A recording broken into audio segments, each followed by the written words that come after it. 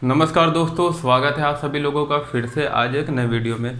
तो दोस्तों, जैसा कि आप लोगों को पता है, हमने सीरीज चालू की हुई थी लक्ष्मीकांत की पॉलिटी की सीरीज चालू की हुई थी।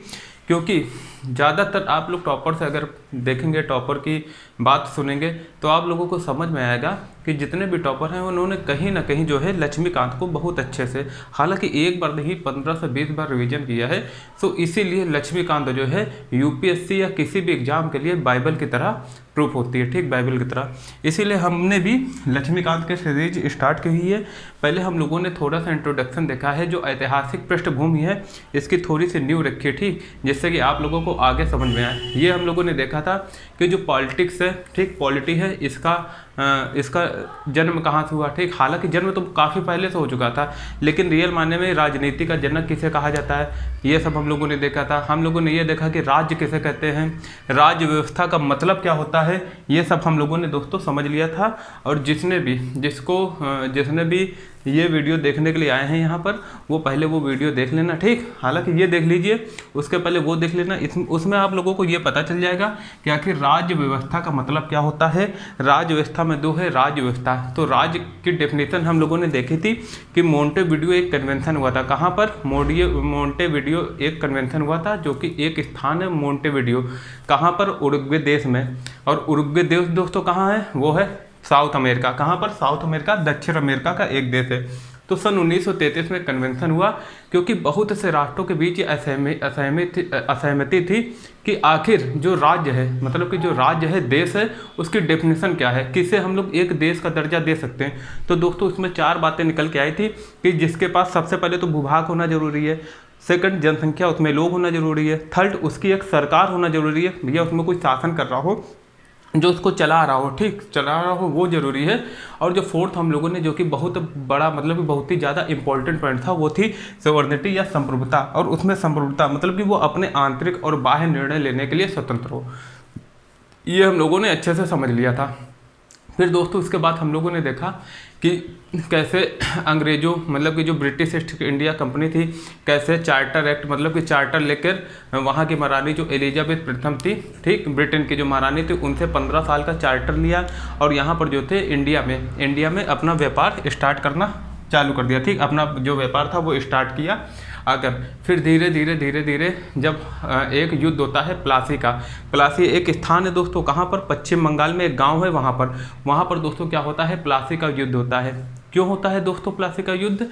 क्योंकि एक चीज़ याद रखना, हुआ क्या था दोस्तों कि जो मुगल एम्पायर था, ठीक, मुगल जो एम्पायर था वो काफ़ी कमज़ोर हो चुका था। उस टाइम मुगल एम्पायर काफ़ी कमज़ोर हो चुका था। तो जितने भी मुगल एम्पायर के जितने भी अधीन थे, ठीक, मुगल साम्राज्य के जितने भी अधीन राज्य क्षेत्र थे, या कह सकते हैं जितनी भी रियासतें थी, वो धीरे धीरे स्वतंत्र होने लगी। वैसे एक जो नवाब था, सिराजुद्दौला, बंगाल का नवाब, ठीक, बंगाल का नवाब था। तो उसने देखा है जो ब्रिटिश ईस्ट इंडिया कंपनी है, ये क्या कर रही है कि, मतलब कि ये लोग क्या करते थे कि अपने जहाँ पर व्यापार करते थे वहाँ पर एक किला बना देते थे। क्यों बना देते थे? क्योंकि वहाँ पर बहुत सारी company, Dutch east India company, ठीक, और भी जो फ्रेंच की हैं, काफ़ी जो कंपनी आ चुकी थी, तो वो ये चाहते थे कि जो ये हैं हमारे क्षेत्र में एंट्री ना कर पाए, इसलिए क्या कर देते थे? किला बना देते थे। अब बंगाल का नवाब, भाई जाहिर सी बात है, आपकी जगह में कोई एक तो व्यापार करे, फिर दूसरी बात क्या करे कि वहाँ पर अपना किला भी बनाने लगे। तो सिंपल सी बात है, आपका जो है ईगो तो हर्ट होगा ही, ठीक। या आप भी सोचेंगे कि ये क्या कर रहा है, एक तो व्यापार करने को दे रहे हैं, ऊपर से ये अपना यहाँ कब्जा जमा रहा है, किला। तो उसने बुलाया इसको और कहा, क्या कहा? उस समय जो एक रॉबर्ट क्लाइव थे, ठीक, उसको बुलाया और उससे कहा गया है ना कि ये जो आप अपना जो स्टीम जाम है ये हटाइए, है ना, और हमको जो है टैक्स दो, ठीक, हमको जो है टैक्स दो, हमें टैक्स चाहिए। क्योंकि जो दीवानी अधिकार थे, ठीक, वो ले लिए थे किसने? ईस्ट इंडिया कंपनी ने वहाँ पर, ठीक। दीवानी अधिकार तब ले लिए थे, मतलब कि जो बिना टैक्स के, दीवानी अधिकार नहीं, बिना टैक्स के जो था व्यापार करने का एक ये समझ लीजिए कि एक पत्र ले लिया था, अधिपत्र ले लिया था किसने? ब्रिटेन के, मतलब कि जो ब्रिटेन ईस्ट इंडिया कंपनी थी, मुगल सम्राट थे, ठीक, जो उस समय मुगल सम्राट थे, उससे ले लिया था। अब दोस्तों ये बात जो थी, अब उसको उनको पसंद नहीं है किसको? जो बंगाल के नवाब थे सिराजुद्दौला, क्योंकि अब मुगल एम्पायर जो था उसका बहुत ज़्यादा कोई चल नहीं रही थी, अस्तित्व रह नहीं गया था। हालांकि अस्तित्व था, लेकिन उस तरह का नहीं था कि हर कोई उनकी बात माने या उनसे कोई डरे। तो इसी तरह बुलाया गया इनको, किसको, देखिए एक कहानी के रूप में जब आप चीज़ों को समझेंगे तो ज़्यादा समझ में आएगा। तो दोस्तों जैसे ही वो आते हैं, ठीक, जैसे ही मतलब कि देखिए वहाँ पर भी क्या होता है दोस्तों, वो एक क्षण दब जाते हैं। कौन? ब्रिटिश ईस्ट इंडिया कंपनी दब जाती और उसको मानना पड़ता। लेकिन हुआ क्या दोस्तों, मीर जाफर था जो कि उसका सेना कमांडर था, सेनापति था, किसकी, बंगाल का जो नवाब था सिराजुद्दौला का, उसका सेनापति था।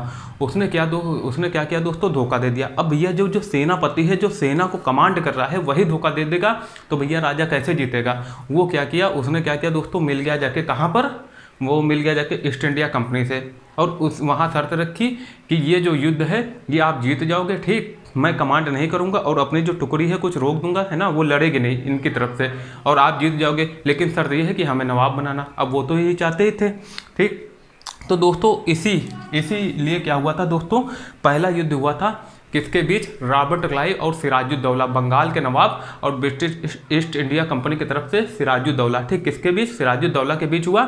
दोस्तों होना वही था, जब सेना का जो कमांडर है, जो सेनापति, वही धोखा दे देगा, जो कि मीर जाफर था, तो कैसे वो जीतेंगे राजा। तो हुआ क्या दोस्तों, जो होना था वही हो गया।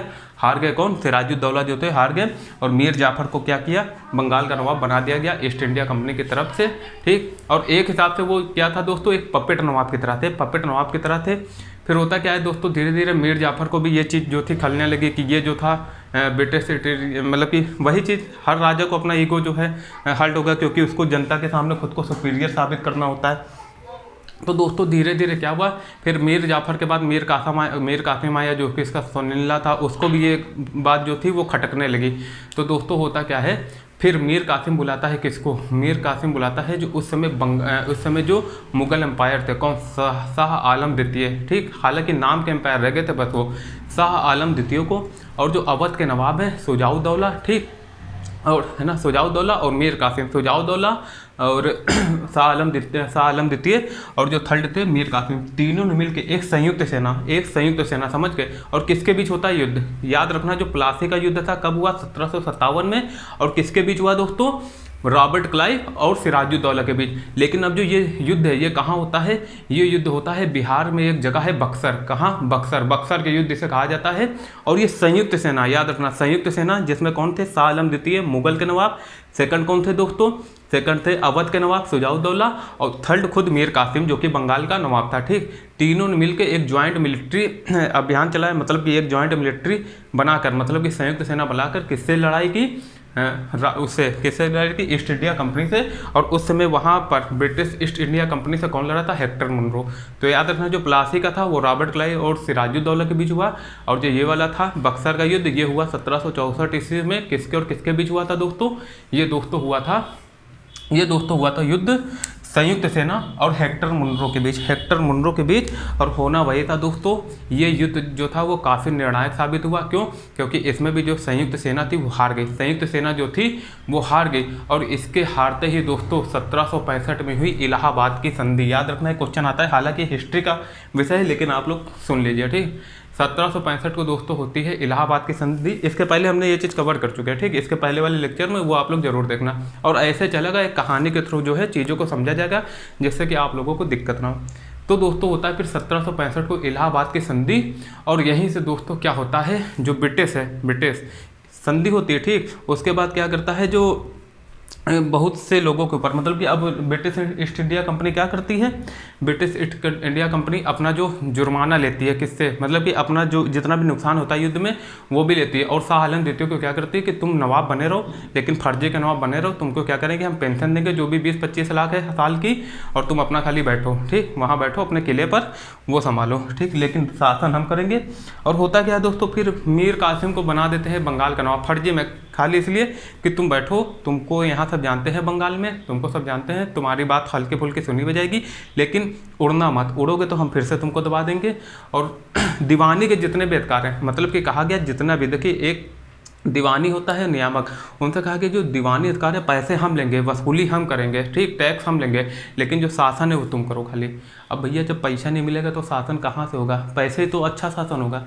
तो होता क्या है दोस्तों, जितने भी ब्रिटिश ईस्ट इंडिया कंपनी के लोग थे वो राजा से आ रहे नजराना लेने चले आ रहे हैं, ठीक, खूब कस के रिश्वत लेते थे, उपहार लेते थे जनता से, खूब जनता को लूटा, उल्टे सीधे टैक्स लगाते थे, है ना। मतलब कि इतना किया कि वहाँ की जो जनता थी वो बहुत ज़्यादा परेशान होगी, बहुत ज़्यादा परेशान होगी। और होता क्या है दोस्तों, जो वहाँ के कंपनी के खुद कंपनी को भी प्रॉब्लम है। खुद जो कंपनी के कर्मचारी थे वो कंपनी के लिए ना काम करके क्या करते हैं दोस्तों, वो करने लगते हैं खुद के लिए व्यापार, खुद के लिए, खुद के फायदे के लिए चीज़ें करने लगते हैं। तो इसीलिए क्या होती है, कंपनी जो होती है वो कंपनी धीरे धीरे घाटे में जाने लगती है ना। कंपनी का जो बेनिफिट है, जो प्रॉफिट है वो बहुत कम हो जाता है। तो कंपनी क्या करती है दोस्तों, कंपनी 10 लाख पाउंड की मांग कर देती है, किससे, ब्रिटिश क्राउन से। ब्रिटेन की जो ब्रिटिश क्राउन था उससे क्या कर देती है, 10 लाख पाउंड की मांग। अब भैया वहाँ से क्राउन जो है वो भी कह रहे कि हमने तुमको एकाधिकार दिया है, ठीक। कितने लोग यहाँ थे देखो, 1498 में Vasco D gamma 7 time private किया, वहाँ से जाके मतलब यहाँ से वहाँ, तुम यहाँ पर रह के कुछ नहीं कर पा रहे बल्कि 10 लाख पाउंड हमसे ले रहे हो। तो फिर दोस्तों इसीलिए क्या किया जाता है दोस्तों। अच्छा हाँ, एक चीज़ और याद रखना, अगर पूछे कि बंगाल में द्वैध शासन है ना, तो बंगाल का द्वैध शासन वहीं से स्टार्ट हुआ जब इलाहाबाद की संधि हुई, ठीक। इलाहाबाद की संधि ही है ना। और बंगाल के नवाब से देखिए, वो जो मुगल एम्पायर था वही था, भले नाम का था लेकिन देश में तो वही की सत्ता थी ना, मुगल की। तो उससे क्या करते हैं, उसी से जो है वो अधिकार ले लिया जाता है, ठीक, दीवानी वाला। तो वहीं से दोस्तों क्या करते हैं, दीवानी और जो नियामक 2 अधिकार होते हैं उसी को कहते हैं। बंगाल में द्वैध शासन चालू हो गया। क्या हुआ दोस्तों, बंगाल में द्वैध शासन चालू हुआ। लेकिन ये याद रखना, बंगाल में अभी हम लोग ईस्ट इंडिया कंपनी की बात करेंगे, वहाँ पर द्वैध शासन कब स्टार्ट हुआ। तो दोस्तों यही रीजन था कि क्राउन को क्या करना पड़ा, रेगुलेट करना पड़ा ईस्ट इंडिया कंपनी के कामों को। इसीलिए दोस्तों क्या हुआ, जो 1773 का रेगुलेटिंग एक्ट है वो आता है 1773 का, याद रखना। और देखिए ये पहला अधिनियम है, ठीक। ये क्या है दोस्तों, ये पहला अधिनियम है, ठीक। तो आप लोग ये भी याद रखना, क्या याद रखोगे, ये पहला अधिनियम है। इसलिए दोस्तों इसके जो पीएम थे उस समय वो कौन थे, क्राउन जो थे वो कौन थे। तो दोस्तों जो क्राउन था वो कौन था, वो जॉर्ज III या जॉर्ज तृतीय थे। लेकिन अगर पूछ दे उस समय प्राइम मिनिस्टर कौन था, लॉर्ड नॉर्थ। और दोस्तों याद रखना, अभी हम लोग बनेंगे, जो बंगाल का गवर्नर था उसको बंगाल का गवर्नर जनरल बना दिया गया। और पहले ऐसे गवर्नर जनरल कौन थे, तो यहाँ पर भी दोस्तों याद रखना, लॉर्ड वारेन हेस्टिंग कौन थे दोस्तों, गवर्नर जनरल यहाँ लिख लिया जाए। जो गवर्नर जनरल कौन थे दोस्तों, लॉर्ड वारेन हेस्टिंग। हालांकि लॉर्ड ना लगाओ क्योंकि लूटा ही है, खाली वारेन हेस्टिंग लिख दो। आप लोग लगाना चाहे लगा सकते हैं, ठीक। और भैया यूपीएससी में लगाना ही पड़ेगा तो लगा दो, लॉर्ड वारेन हेस्टिंग, ठीक। इतना क्लियर हो गया। अब दोस्तों हम लोग पढ़ेंगे 1773 के रेगुलेटिंग एक्ट से लेके। अब दोस्तों होता क्या है इसमें, देखिए 2 चीज़ें हम लोगों को पढ़नी है। एक रहता है दोस्तों कंपनी का शासन 1773 से 1858 तक, फिर 1858 के बाद तक किसका शासन रहता है, ताज का शासन रहता है, ठीक। तो आज के वीडियो में दोस्तों हम लोग कवर करेंगे कंपनी का शासन। क्या कवर करेंगे दोस्तों, कंपनी का शासन पूरा का पूरा कवर करेंगे और बहुत अच्छे तरीके से, ठीक। समझते हुए देखिए यूपीएससी जो एग्जाम है इसको समझना जरूरी है। अगर आप चीज़ों को समझ के चलेंगे ना, तभी इसके जो क्वेश्चन है वो आप लोग अटेम्प्ट कर पाएंगे, अच्छे से हल कर पाएंगे या आंसर कर पाएंगे। तो दोस्तों 1773 का रेगुलेटिंग जो एक्ट था वो कंपनी के प्रशासनिक और राजनीतिक कार्यों को मान्यता मिली। क्या मिली, प्रशासनिक और राजनीतिक कार्यों को मान्यता मिली। क्योंकि अब देखिए एक्ट बनाना चालू कर दिया अब ब्रिटिश एम्पायर की तरफ से। अच्छा एक चीज़ और याद रखना, ये जितने भी कानून अभी बन रहे हैं ना, हालांकि इधर कंपनी का शासन समझ के ये मत समझना कि कंपनी बना रही है कानून। अब जो कानून है वो बनाएगा ब्रिटिश क्राउन। कौन बनाएगा, ब्रिटिश क्राउन। क्राउन बनाएगा कानून और उसको लागू कौन करेगा, वो करेगी ब्रिटिश ईस्ट इंडिया कंपनी, ठीक। याद रखना, अगर पूछ दे कि कानून कौन बना रहा था तो वहीं से बन रहा था, ब्रिटेन से, ब्रिटिश क्राउन के द्वारा बनाया जा रहा था। लेकिन लागू कौन कर रहा था, तो दोस्तों वो कंपनी कर रही थी, ठीक, ब्रिटिश ईस्ट इंडिया कंपनी। तो दोस्तों पहला क्वेश्चन तो ये बन जाएगा, पीएम कौन थे, लॉर्ड नॉर्थ, क्राउन कौन था, जॉर्ज तृतीय, और गवर्नर जनरल पहले कौन थे, लॉर्ड वारेन हेस्टिंग। अभी देखिए एक अलग से वीडियो बना के हम सब जितने भी गवर्नर जनरल है वो बना देंगे। देखिए एक चीज़ याद रखना, पहला देखिए पहला क्या क्या याद रखना जरूरी है। अगर पूछ दे कि बंगाल का पहला गवर्नर कौन था, तो दोस्तों याद रखना रॉबर्ट क्लाइव। कौन था, रॉबर्ट क्लाइव। लेकिन अगर पूछ दे बंगाल का पहला गवर्नर जनरल कौन था, तो दोस्तों याद रखना वो कौन था, वो थे वारेन हेस्टिंग। कौन थे, लॉर्ड वारेन हेस्टिंग। लेकिन अब पूछ दे कि भारत का पहला गवर्नर जनरल, सब पहले ही चल रहा है, ठीक, भारत का पहला गवर्नर जनरल कौन था, तो दोस्तों वो थे लॉर्ड विलियम बेंटिंग। कौन थे, लॉर्ड विलियम बेंटिंग, जो कि 1833 के अधिनियम से बनाए गए थे। उसकी बात अभी हम लोग करेंगे, ठीक, इसके आगे। फिर अगर पूछ दे दोस्तों कि भारत का पहला वायसराय कौन था, ठीक, तो दोस्तों वो थे कौन थे, वो थे लॉर्ड कैनिंग। कौन थे दोस्तों? Lord Canning. भारत के पहले वायसराय कौन थे? Lord Canning. लेकिन अब पूछते कि भारत का जो है मतलब कि स्वतंत्र भारत का प्रथम गवर्नर जनरल कौन था और अंतिम गवर्नर जनरल कौन था स्वतंत्र भारत का? तो वो था लॉर्ड माउंटबेटन। लेकिन अगर पूछ दे स्वतंत्र भारत का पहला और अंतिम भारतीय गवर्नर जनरल कौन था, तो दोस्तों याद रखना चक्रवर्ती राजगोपालाचारी। ठीक, श्री राजगोपालाचारी थे। आप लोग इतना क्लियर, उसका हम लोग अलग से वीडियो बना देंगे और उसमें कोई ना कोई ट्रिक भी बना देंगे जिससे कि आप लोग हमेशा याद रखो। ठीक, और कुछ इंपॉर्टेंट पॉइंट भी उसके हम लोग लिख लेंगे। आप लोगों को बस इस चैनल में बने रहना है, बहुत अच्छे से तैयारी कराई जाएगी आप लोग जब इसमें बने रहेंगे आप लोगों को खुद समझ में आएगा कि अब आप लोगों को जो है कुछ चीज़ें आसान लगने लगी हैं। ठीक, पहले के मुकाबले आसान लगने लगी हैं। तो दोस्तों प्रशासनिक और राजनीतिक कार्यों को क्या मिलती है? मान्यता मिलती है। ठीक, कंपनी के प्रशासनिक और राजनीतिक कार्यों को मान्यता मिलती है, ये पहला फैक्ट। ठीक, हालांकि ये इतना इंपॉर्टेंट नहीं है। सेकंड जो है ये इंपॉर्टेंट है, याद रखना, भारत में केंद्रीय प्रशासन की नींव रखी गई। भैया अब कानून बनना कहाँ से स्टार्ट हो गए? कानून बनना कहाँ से स्टार्ट हो गए? ब्रिटेन से। तो केंद्रीय प्रशासन की जो थी वो नींव रखी गई, केंद्रीय प्रशासन की। अब लेकिन प्रशासनिक अधिकार जो थे, प्रशासनिक मतलब कि राजनीतिक और वाणिज्यिक अधिकार किसको थे? मिले हुए थे अभी भी किसको? किसको मिले हुए थे? ब्रिटिश ईस्ट इंडिया कंपनी को। लेकिन ब्रिटिश ईस्ट इंडिया जो कंपनी थी ये पहले नहीं बता रही थी कि हमने ये किया है ना, अब ये इतना ज़्यादा हम फैल चुके हैं, यहाँ पर शासन करने की भी बारी आ गई है। तो दोस्तों यही होता है कि वहाँ पर कंपनी के बहुत से लोगों को सज़ा दी जाती है। कहाँ पर? ब्रिटिश क्राउन में, ब्रिटेन में सज़ा दी जाती है, क्योंकि उन लोगों ने काफ़ी चीज़ें जो थी कंपनी से छिपाई। ठीक, इतना क्लियर हो गया। फिर दोस्तों है बंगाल का गवर्नर। याद रखना ये क्वेश्चन आ जाता है, बंगाल के गवर्नर को बंगाल का पहला गवर्नर जनरल, मतलब कि ये याद रखना कि बंगाल का पहला गवर्नर जनरल किस अधिनियम या किस एक्ट के तहत बना? तो दोस्तों याद रखना कौन सा? 1773 के रेगुलेटिंग एक्ट के तहत जो बंगाल का गवर्नर था उसको गवर्नर जनरल ऑफ बंगाल बना दिया गया। और जो मद्रास और मुंबई के गवर्नर थे, पहले तीनों गवर्नर अलग अलग थे। ठीक, उनका अलग अलग स्वतंत्र अधिकार था। लेकिन अब क्या हुआ दोस्तों, जो मद्रास और मुंबई के गवर्नर थे उसको गवर्नर जनरल मतलब कि बंगाल के गवर्नर जनरल के अधीन ला दिया गया। क्या कर दिया गया? अधीन ला दिया गया। और फिर देखिए गवर्नर जनरल को सलाह देने के लिए एक 4 सदस्यीय कार्यकारी परिषद का गठन किया गया। ठीक, एक हिसाब से गवर्नर जनरल मान लो राष्ट्रपति है और ये जो है सलाह दे रहे, कार्यकारी जैसे प्रधानमंत्री सब लोग होते हैं ना, एक हिसाब से समझ लिए उसी हिसाब से। बंगाल के गवर्नर को गवर्नर जनरल ऑफ बंगाल बनाया गया। मद्रास और मुंबई के गवर्नर को इसके अधीन लाया गया और एक 4 सदस्यीय कार्यकारी परिषद का गठन किया गया। इसके बारे में हम लोग आगे पढ़ते रहेंगे कि इसमें कैसे कैसे बदलाव किया जाएगा। फिर दोस्तों एक याद रखना 1774 का, इसी एक्ट के तहत कलकत्ता में सुप्रीम कोर्ट की स्थापना की गई। क्या की गई? सुप्रीम कोर्ट की स्थापना की गई। अब याद रखना ये सुप्रीम कोर्ट वाला नहीं है जो हमारा है। अगर वो पूछ दे कि जो अपने इंडिया में सुप्रीम कोर्ट है वो किस अधिनियम के तहत आया, तो वो 1935 का भारत शासन अधिनियम, गवर्नमेंट ऑफ इंडिया एक्ट। ठीक, क्लियर हो गया इतना। अब जो है दोस्तों नेक्स्ट है कंपनी के लोगों द्वारा निजी व्यापार। भैया देखिए हमने अभी क्या बात की थी, होता क्या था, जो कंपनी थे, कंपनी के लोग अब कंपनी के लिए व्यापार न कर किसके लिए व्यापार करने लगे थे? खुद के लिए। और क्या करते थे? रिश्वत ये सब जो था, रिश्वत उपहार खूब लेते थे और खूब मतलब कि भ्रष्टाचार बहुत ज़्यादा चरम पे करने लगे थे। इसलिए क्या किया गया, कंपनी के लोगों द्वारा जितना भी निजी व्यापार, खुद का व्यापार बंद करवा दिया गया है ना। इस एक्ट के तहत उपहार, रिश्वत सब कुछ जो थी वो बंद करवा दी गई। ठीक, ये देखिए ये सब किया गया। फिर ये बात कर ली हम लोगों ने, पीएम कौन थे? लॉर्ड अनाथ, और क्राउन कौन था? जॉर्ज तृतीय।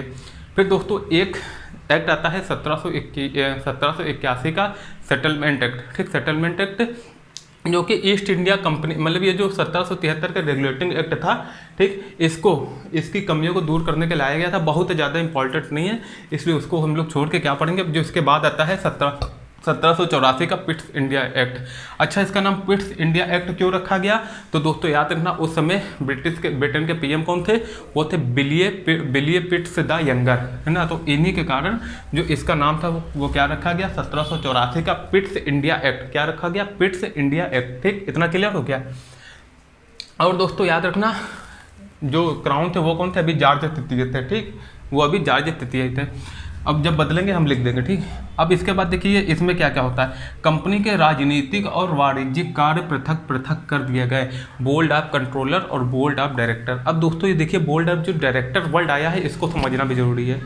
देखिए कुछ चीज़ों को डिकोड करना जरूरी है। लक्ष्मीकांत में भी इसको अच्छे से डिकोड नहीं किया गया है, लेकिन हम लोग जो है वो समझ कर पढ़ेंगे हर चीज़। बोर्ड ऑफ डायरेक्टर होते हैं जैसे कंपनी के शेयर धारक होते हैं। ठीक, अब जैसे कंपनी के बड़े बड़े शेयर धारक होते हैं, मेन जो है यही तो कंपनी को चलाते हैं, ठीक। तो इनकी जो है इंपॉर्टेंस काफ़ी ज़्यादा हो जाती है कंपनी के लिए, ठीक। तो जो बोर्ड ऑफ डायरेक्टर क्या आते हैं, ये चलाते हैं ना, ये मतलब कि कंपनी के जितने भी वाणिज्यिक कार्य है उसको देखेंगे, ठीक। वाणिज्यिक कार्य उसको संभालेंगे, और लेकिन इन पर नज़र रखने के लिए और जितना भी ब्रिटिश आधिपत्य, जितना भी क्षेत्र है ब्रिटिश नियंत्रित वाला, उस पर नज़र रखने के लिए, उसकी सेना और जितनी चीज़ें हैं उस पर नज़र रखने के लिए एक बोर्ड ऑफ कंट्रोलर बनाया गया, ठीक। जिसको मतलब कि राजनीतिक कार्यों को देखने के लिए नियुक्त किया गया। क्यों? क्योंकि जिस पे अच्छे से कंपनी के कार्यों पर अच्छे से नज़र देखी जा सके, ठीक। और ये जो थे बोर्ड ऑफ कंट्रोलर थे, जो सदस्य थे, वो सीधा ब्रिटिश क्राउन के द्वारा बनाए जाते थे। क्यों? क्योंकि उनका जो है कंपनी से कोई ज़्यादा साँठ गांठ ना रहे, ये लोग निष्पक्ष होकर, ठीक, एकदम स्वतंत्र होकर अपना कार्य कर सकें। इतना क्लियर हो गया। अब दोस्तों इसके बाद क्या होता है, कंपनी के अधीन क्षेत्र को पहली बार ब्रिटिश आधिपत्य क्षेत्र कहा गया, ठीक। याद रखना, कंपनी के अधीन क्षेत्र को पहली बार ब्रिटिश आधिपत्य क्षेत्र इसमें कह दिया गया। क्यों? क्योंकि अब देखिए बोर्ड ऑफ कंट्रोलर साफ साफ ब्रिटिश की तरफ से कर दिया गया, ठीक। नियंत्रण, जो राजनीतिक नियंत्रण था वो ब्रिटिश क्राउन की तरह से कर दिया गया, ठीक। अब कंपनी के अधीन क्षेत्र को पहली बार ब्रिटिश आधिपत्य क्षेत्र कहा गया। गवर्नर जनरल को वीटो पावर की ताकत दी गई, और परिषद की जो संख्या थी, अभी हमने बात की, इसमें थी 4 थी, और इसके बाद 1784 में क्या कर दी गई, 4 से 3 कर दिया गया।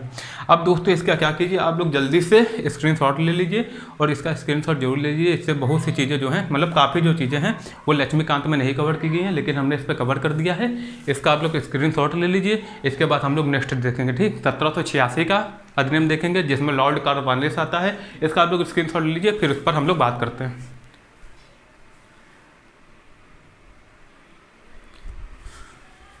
अब दोस्तों हम लोग देखेंगे 1786 का अधिनियम और 1793 का चार्टर अधिनियम, ठीक।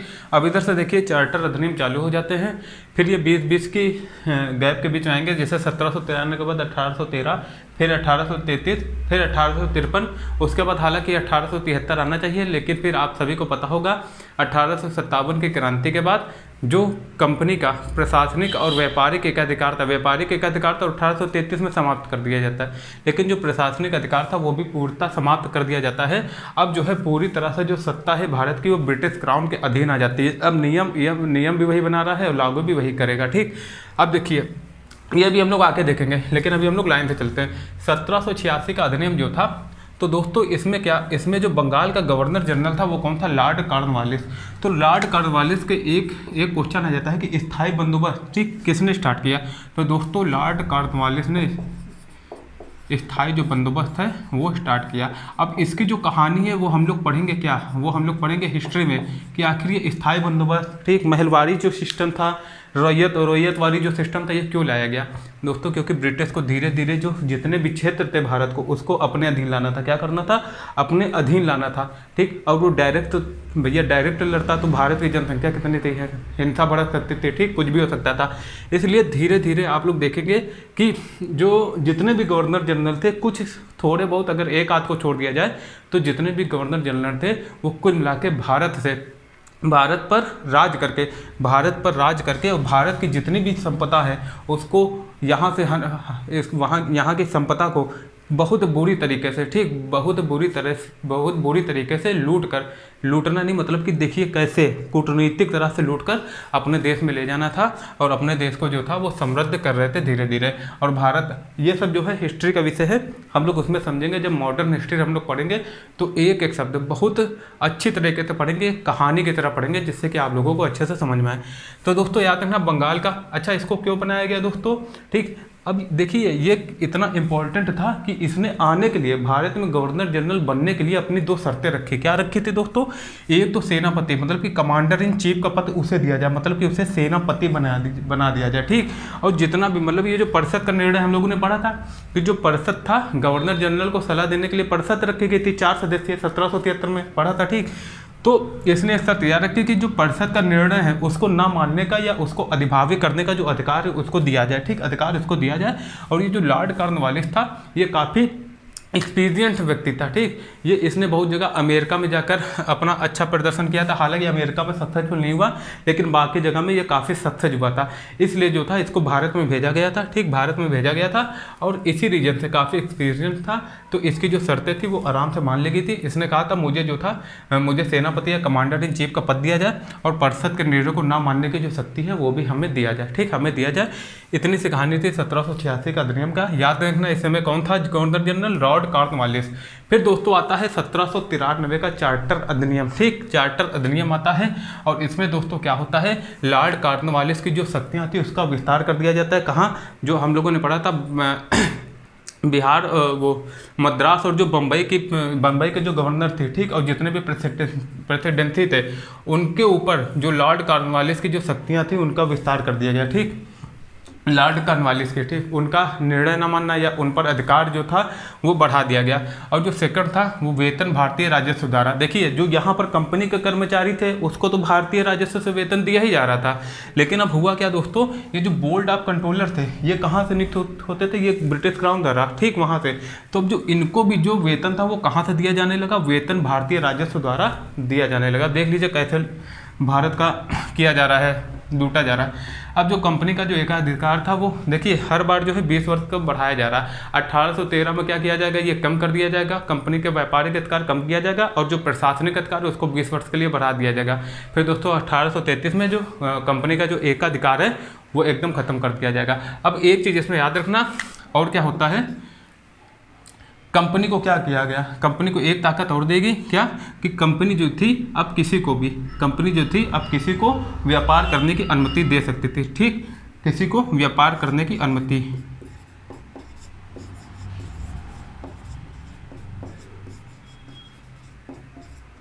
ठीक, मतलब कि अब समझ लीजिए अभी भी जो है पूरी तरह से जो प्रशासनिक और एकाधिकार है वो सब कंपनी के अधिकार है, कंपनी के अंतर्गत है, व्यापार करने की अनुमति, ठीक, कंपनी द्वारा। इसको आप लोग याद रखना, ठीक। तो समझ में आया दोस्तों। 1786 में पूछ दे कि लॉर्ड कॉर्नवालिस कौन थे, बंगाल का गवर्नर जनरल। आने से पहले इन्होंने 2 शर्तें रखी कि हमें कमांडर इन चीफ या सेनापति बनाया जाए, परिषद को जो निर्णय है वो ना मानने की ताकत हमें दी जाए। फिर 1793 में, ठीक, इसकी ताकत का और विस्तार किया गया और वेतन जो था भारतीय राजस्व द्वारा इसके तहत दिया गया, ठीक, किसको, बोर्ड ऑफ कंट्रोलर के सदस्य को जो नियंत्रण कर रहे थे। फिर कंपनी का जो एकाधिकार था वो 20 वर्ष के लिए फिर से बढ़ा दिया गया और व्यापार करने की अनुमति दूसरों को, ठीक, या किसी दूसरे ब्रिटिश में और भी जो लोग कंपनियां हैं उनको अधिकार व्यापार करने का जो अनुमति थी वो अभी किसको दे दी गई, ब्रिटिश ईस्ट इंडिया कंपनी को दे दी गई। इसका आप लोग जल्दी से स्क्रीनशॉट ले लीजिए। इसके बाद हम लोग देखेंगे 1813 का चार्टर अधिनियम, ठीक। अब दोस्तों हम लोग देखेंगे 1813 का चार्टर कानून, ठीक, और 1833 का चार्टर अधिनियम।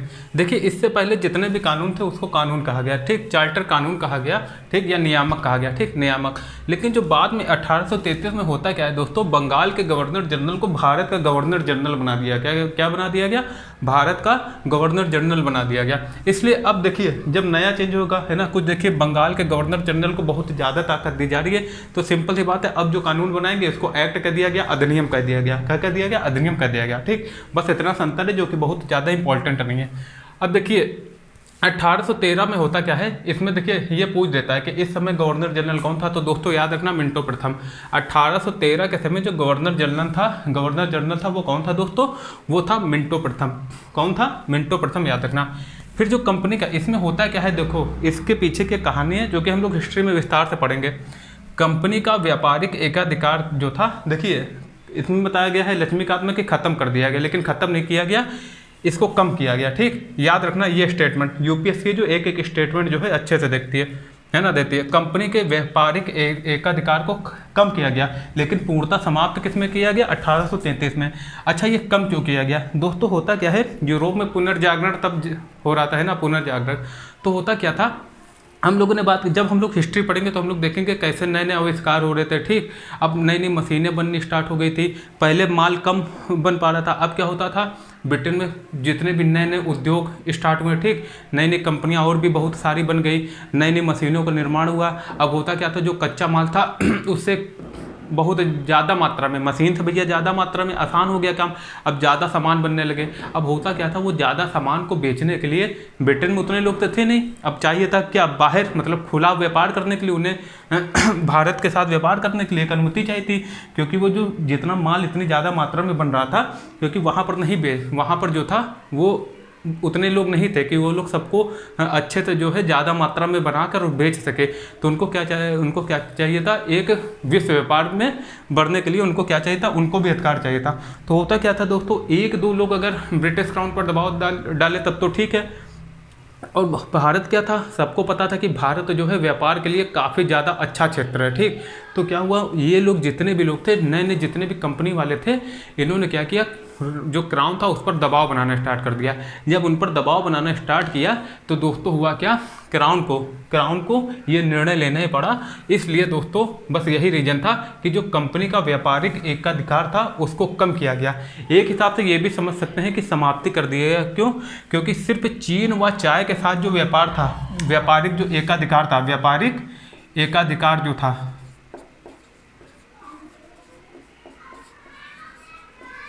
ठीक, चीन और चाय के साथ जो व्यापारिक एकाधिकार था सिर्फ वो कंपनी के पास रह गया, और जितना भी कंपनी का व्यापारिक एकाधिकार था उसको बाकी कंपनी के व्यापारिक एकाधिकार को कम कर दिया गया। हालांकि जो प्रशासनिक एकाधिकार था उसको 20 वर्ष के लिए फिर से बढ़ा दिया गया, ठीक, याद रखना, व्यापारिक कम कर दिया गया और जो प्रशासनिक जो था अधिकार उसको 20 वर्ष के लिए बढ़ा दिया गया, ठीक, याद रखना, 20 वर्ष के लिए बढ़ा दिया गया। फिर दोस्तों होता क्या है, अब जब बहुत सारी कंपनियां आएंगी, पहले क्या था, ईस्ट इंडिया कंपनी थी तो वो अपने साथ जो थे क्लर्क लाते थे। अब होता क्या, अब होगा क्या, जब बहुत सारी कंपनियां आएंगी तो उनको खूब सारे जो है क्लर्क की ज़रूरत पड़ेगी, ठीक। क्लर्क के लिए अब उन्होंने क्या किया, यहाँ पर जो था पश्चिमी शिक्षा का प्रचार प्रसार स्टार्ट करवाया, ठीक, ब्रिटिश क्राउन ने पश्चिमी शिक्षा का प्रचार व प्रसार स्टार्ट कराया, क्योंकि भारतीय जो भी लोग थे वो इंग्लिश पढ़े, ठीक, इंग्लिश सीखेंगे तो क्लर्क का काम अच्छे से कर लेंगे। देखिए हर जो एक चीज़ है वो कहीं ना कहीं से इंटरकनेक्टेड होती है, इसीलिए हम कहते हैं अगर किसी भी चीज़ को पढ़ो एक कहानी के तरीके पढ़ो, हर एक चीज़ से कनेक्ट करके पढ़ो, यही यूपीएससी डिमांड भी करता है बस। फिर पश्चिमी शिक्षा का दोस्तों क्या किया गया, प्रचार प्रसार किया गया, ईसाई मिशनरियों का आगमन किया गया। क्यों? क्योंकि धार्मिक रूप से भी प्रचार, कि उनको अपना जो धर्म था वो फैलाना था, और इसके पीछे मान्यता क्या थी, उन्हें लगता था कि जो ईसाई धर्म अपनाएंगे वो थोड़ा ब्रिटिश क्राउन की तरफ ज़्यादा वफादार रहेंगे, है ना, और उनके भी बहुत से अपने रीजन भी हो सकते हैं। और जो दोस्तों फिर इसमें क्या हुआ, स्थानीय जितने भी निकाय थे इनको करारोपण की ताकत दी गई, और ये भी कहा गया जो कर ना दे पाए, स्थानीय जितने भी निकाय थे जो कर ना दे पाए तो उन पर दंड का भी प्रावधान किया गया, इनको दंड का अधिकार दिया गया जितने भी स्थानीय निकाय थे। तो ये थी, एक बार फिर से देख लीजिए, बहुत ज़्यादा मोस्ट इंपॉर्टेंट ये अधिनियम है, एक 1813 और 1833, और इन दोनों में कन्फ्यूजन भी होती है। क्या देखो, याद रखना, इसमें कंपनी के व्यापारिक एकाधिकार को कम किया गया, लेकिन समाप्त किसमें किया गया, 1833 में प्रशासनिक बढ़ा दिया गया। चीन और चाय के साथ व्यापार, इसमें क्या किया दोस्तों, इसमें कम कर दिया गया। चीन व चाय के साथ का जो व्यापारिक एकाधिकार था वो बनाए रखा गया, और जो बाकी व्यापारिक एकाधिकार थे उसको समाप्त कर दिया गया, ठीक। ईसाई मिशनरियों का आगमन कुछ दिया तो 1813, पश्चिमी शिक्षा का प्रचार प्रसार 1813, स्थानीय निकाय द्वारा करारोपण की जो ताकत थी इन्हें दी गई या दंड देने का अधिकार, वो भी 1813। लेकिन दोस्तों जो 1833 का चार्टर अधिनियम है, ये याद रखना, हम लोगों ने क्या पढ़ा था, 1773 के अधिनियम के द्वारा दोस्तों क्या किया गया, बंगाल के गवर्नर को बंगाल का गवर्नर जनरल पद नाम दिया गया, ठीक। अब दोस्तों 1833 में जो बंगाल का गवर्नर जनरल है इसको भारत का गवर्नर जनरल बना दिया गया, और क्वेश्चन आता है कि भारत का प्रथम गवर्नर जनरल कौन था, तो अभी हम लोगों ने बात की थी, तो दोस्तों याद रखना विलियम बेंटिक। कौन था? William Bentinck. और इसको विधायिका के समस्त अधिकार दे दिया गया। अब भारत का है तो जितने भी बंगाल और मद्रास प्रेसिडेंसी के गवर्नर थे उनकी विधायिका समस्त जितनी भी ताकतें थी वो छीन ली गई, और भारत के गवर्नर जनरल को विधायिका समस्त जितने भी असीमित अधिकार थे वो किसको दे दिया गया दोस्तों, भारत के गवर्नर जनरल को दे दिया गया। इतना आप लोग याद रखना। संपूर्ण भारत हेतु एक बजट, ठीक, संपूर्ण भारत हेतु एक बजट का प्रावधान किसमें किया गया, 1833 का चार्टर अधिनियम में। याद रखना इसमें क्राउन कौन थे, विलियम फोर्थ थे, और गवर्नर जनरल तो विलियम बेंटिक, जो कि हम लोगों ने बात कर ली। प्रथम विधि सदस्य, ये देखिए काफ़ी इंपॉर्टेंट है, पूछ देंगे कि प्रथम विधि सदस्य लॉर्ड मैकाले जो था वो किस अधिनियम के तहत प्रथम विधि सदस्य का वो प्रावधान किया गया, तो दोस्तों याद रखना 1833 का। और याद रखना भारतीय विधि आयोग का गठन भी किसके तहत किया गया, 1833 का चार्टर अधिनियम। ठीक, अब याद रखना जब भारतीय विद्या आयोग का गठन किया जाएगा तो इसी के लिए इसमें एक सदस्य होगा, तो वही इसी में जो प्रथम सदस्य कौन थे, प्रथम विधि सदस्य लॉर्ड मैकाले। और ये कौन थे, देखिए हम लोगों ने एक बात की थी 1773 में गवर्नर जनरल को सलाह देने के लिए एक 4 सदस्यीय एक निकाय बनाया गया था परिषद। उसी में से क्या इसको बीच में क्या किया गया था दोस्तों, 4 से 3 कर दिया गया था। लेकिन इसमें क्या किया गया 1833 में इसको फिर से 3 से 4 कर दिया गया। लेकिन अब जो ये एक था यही कौन थे, लॉर्ड मैकाले परिषद के सदस्य। ठीक, जो गवर्नर जनरल की परिषद का जो सदस्य थे वो थे, लेकिन अब कैसे थे कि अस्थायी सदस्य के रूप में। कैसे थे, अस्थायी सदस्य के रूप में थे। फिर देखिए इसमें दोस्तों क्या हुआ, फारसी को जो थी, फारसी की जगह इंग्लिश जो थी वो राज्य की भाषा कर दी गई। ठीक, जो आधिकारिक भाषा क्या बना दी गई, फारसी को हटा के इंग्लिश बना दी गई, जो कि मुगल काल में थी। ठीक, व्यापारिक एकाधिकार। अब इसमें दोस्तों क्या होता है, कंपनी के व्यापारिक एकाधिकार को पूर्णतः समाप्त कर दिया जाता है और जो प्रशासनिक एकाधिकार होता है उसको 20 वर्ष के लिए बढ़ा दिया जाता है।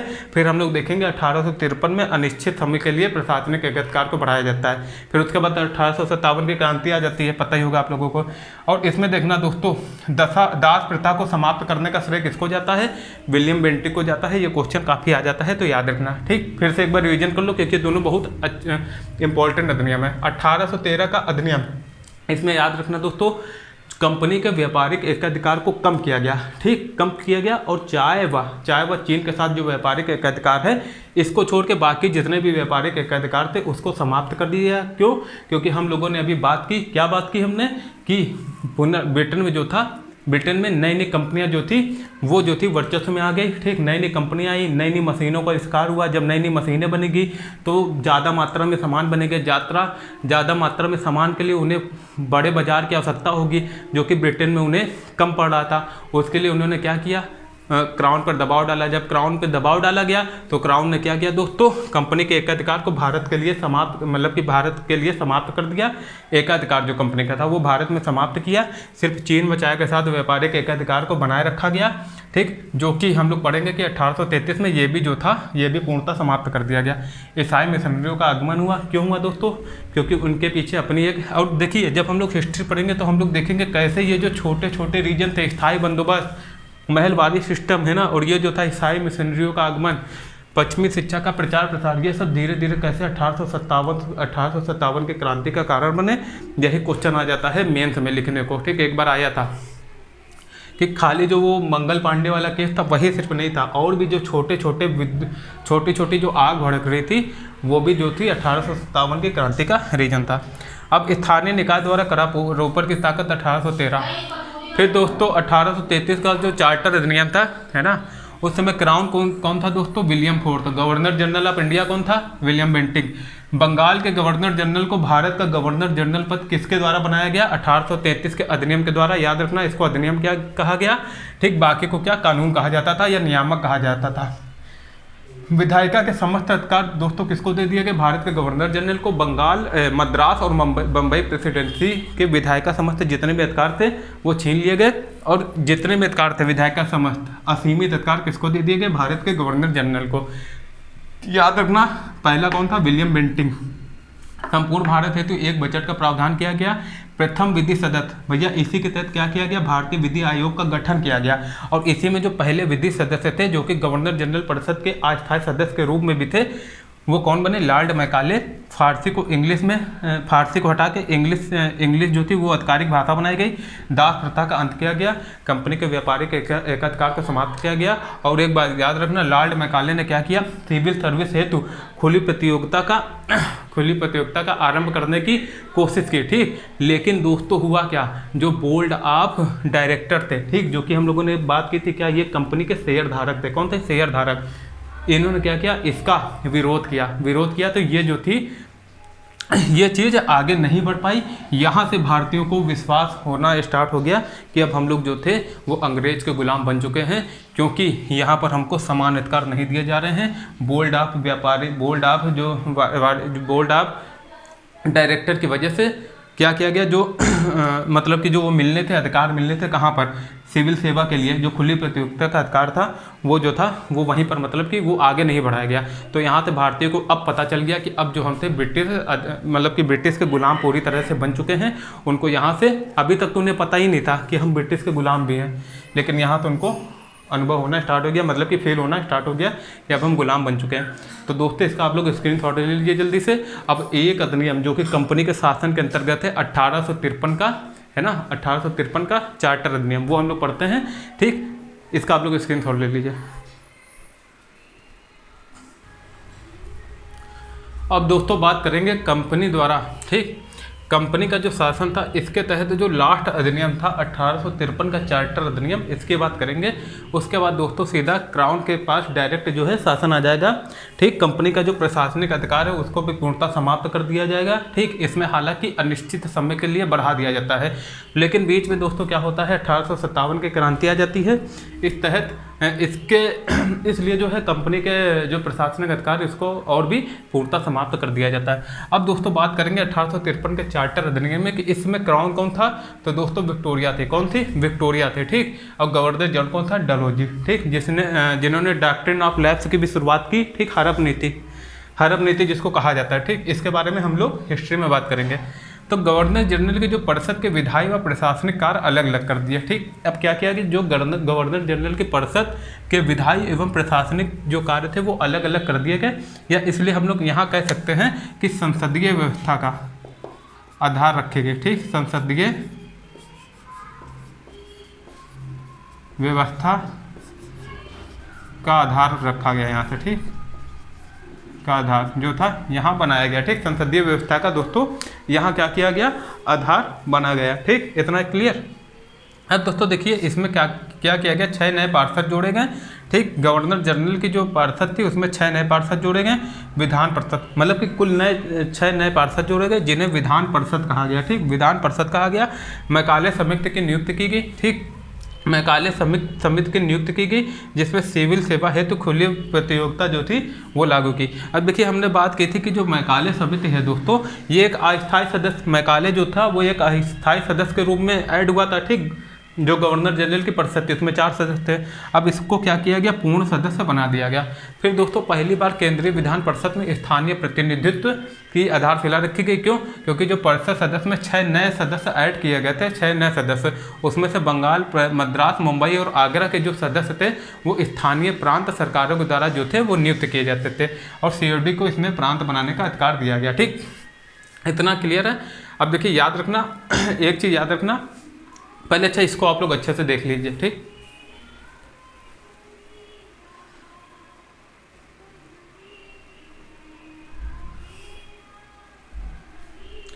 ठीक देख लिया दोस्तों। तो बस इतना ही जो था आज के लेक्चर में था। इसके बाद हम लोग कल दोस्तों बात करेंगे ताज के शासन के। एक बार फिर से जो है रिवीजन कर लीजिए। 1853 का चार्टर अधिनियम, crown Victoria, governor general Dalhousie थे। गवर्नर जनरल की जो परिषद के विधायी व प्रशासनिक कार्य को अलग अलग कर दिया गया। यहीं से संसदीय व्यवस्था का जो था वो आधार रखा जाता है। ठीक, मतलब कि अब कानून ऐसे बनने लगे जैसे ब्रिटिश संसद में बनाए जाते थे। ठीक, 6 नए पार्षद, अब जैसे कि 6 नए पार्षद ऐड किए गए जिसको क्या गया दोस्तों? विधान परिषद कहा गया। याद रखना विधान परिषद किसे गया? जो 6 नए पार्षद ऐड किए गए उसी को विधान परिषद कहा गया। मैकाले समिति की नियुक्ति मतलब सिविल सेवा हेतु खुली प्रतियोगिता इसी से स्टार्ट की। याद रखना 1833 में लाई गई थी, लेकिन उसका विरोध हुआ बोर्ड ऑफ डायरेक्टर के द्वारा, तो उसको फिर आगे नहीं बढ़ाया गया। लेकिन अगर क्वेश्चन आ जाए सिविल सेवा की हेतु खुली प्रतियोगिता किस अधिनियम में चालू होती है, तो दोस्तों याद रखना 1853 का चार्टर अधिनियम। मैकाले को पूर्ण सदस्य बना दिया गया जो कि अस्थायी सदस्य के रूप में थे। ठीक, पहली बार केंद्रीय विधान परिषद में स्थानीय प्रतिनिधित्व कहाँ से? बंगाल, ठीक, बम्बई, मद्रास और आगरा प्रेसिडेंसी से आए लोग। ठीक, स्थानीय निकाय से चुनकर आए लोग, और COD को प्रांत बनाने का अधिकार। तो दोस्तों आज के लेक्चर में इतना था। जितने भी इंपॉर्टेंट पॉइंट थे वो हमने कवर कर दिए। हालांकि लक्ष्मीकांत के बाहर से भी जो बन सकते थे इंपॉर्टेंट पॉइंट वो भी हमने कवर कर दिए। तो इसके बाद आपको कुछ भी देखने की ज़रूरत नहीं है। अब कल दोस्तों हम लोग क्या करेंगे? कल हम स्टार्ट करेंगे ताज का शासन। उसकी बात करेंगे हिस्ट्री में कि यहाँ पर ताज का शासन क्यों आता है, लेकिन हम थोड़ा बहुत उसमें भी मतलब 1857 की क्रांति के बारे में एक हल्की फुल्की से बात कर लेंगे, जिससे कि आप लोगों को समझ में आए कि आखिर यहाँ से चीज़ें चेंज होना क्यों चालू हुई, ठीक, चेंज होना क्यों चालू हुई। तो दोस्तों आज के लिए इतना ही, आप लोग इसका रिवीजन कर लेना है ना, और कमेंट करके बताना कि आज की क्लास आपको कैसे लगी। और हिस्ट्री की क्लास भी हम स्टार्ट करने वाले हैं, आप लोग कमेंट करके बताइए, कमेंट करके बताइए कि स्पेक्ट्रम से स्टार्ट की जाए या जो विपिन चंद्र थी उससे स्टार्ट की जाए मॉडर्न हिस्ट्री, ठीक। धीरे धीरे देखिए एंशिएंट और मिडवल भी हम लोग कंप्लीट करेंगे, लेकिन मॉडर्न हिस्ट्री अभी हम शुरू कर देंगे 1 से 2 दिन के अंदर। तो आज के लिए दोस्तों इतना ही, आप लोग अच्छे से अपना ख्याल रखिए, ठीक, अच्छे से पढ़ाई करते रहिए। Thank you so much.